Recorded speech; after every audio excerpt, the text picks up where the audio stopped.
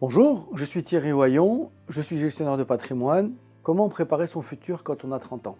Alors en fait, pour moi, quand on a 30 ans, on a une seule priorité, une seule obsession, c'est commencer par construire son patrimoine avec la résidence principale. La résidence principale en France est une locomotive patrimoniale extraordinaire. Pourquoi c'est une locomotive extraordinaire? D'abord parce qu'elle remplit deux fonctions. Un, celle d'habiter et deux, celle de capitaliser.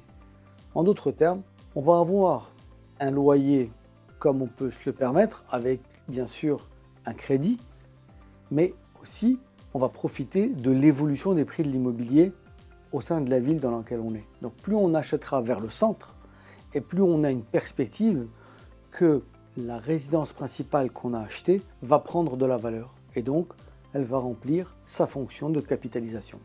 Dès qu'on a 30 ans, qu'on a un job stable, il faut pousser les portes du banquier, il faut passer par la fenêtre, il faut passer par la cheminée, mais il faut arriver à obtenir un crédit.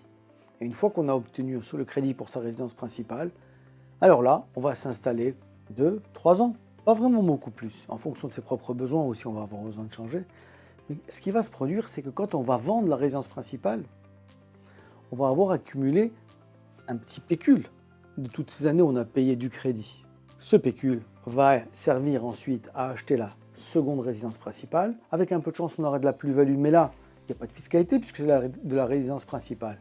Donc, on revend cette résidence principale, on a de la plus-value, il n'y a pas de fiscalité, on fait un apport dans le nouvel appartement, et comme ça, si on a un peu la pêche et on reproduit cette opération tous les 3 ans, on va dire, eh bien assez rapidement, on va se constituer un très joli capital.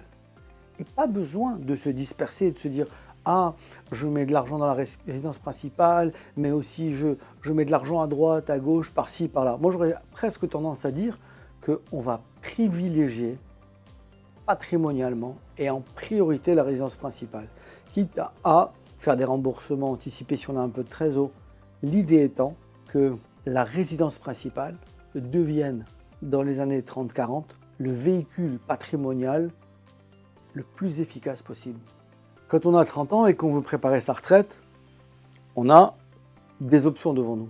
On a l'option d'acheter sa résidence principale, d'aller taper à la porte du banquier, trouver des solutions avec le banquier, demander un petit coup de main en famille, qu'on vous aide pour pouvoir investir dans votre première résidence principale.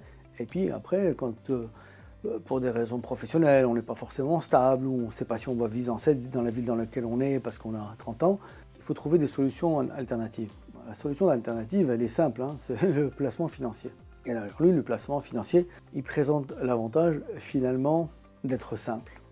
On trouve un courtier en assurance, un assureur, un banquier, et on crée un contrat d'assurance vie dans lequel on va abonder tous les mois une somme qui va correspondre à une épargne qu'on va mettre de côté régulièrement. Bon, on devra être extrêmement prudent parce que finalement on est jeune et la durée d'épargne est assez longue.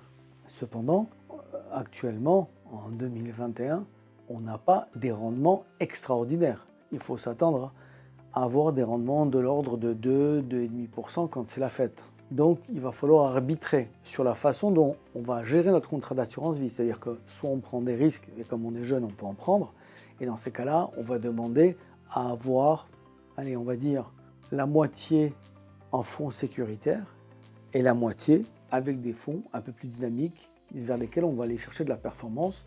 Il faut savoir que plus on cherche de performance, plus on prend de risques, mais quand on est jeune, finalement, ça sert à ça, cette épargne, c'est de prendre des risques pour pouvoir préparer l'avenir et le futur. Une fois qu'on a dit ça, il va falloir penser à sa résidence principale parce qu'elle reste quand même le socle de la constitution d'un patrimoine.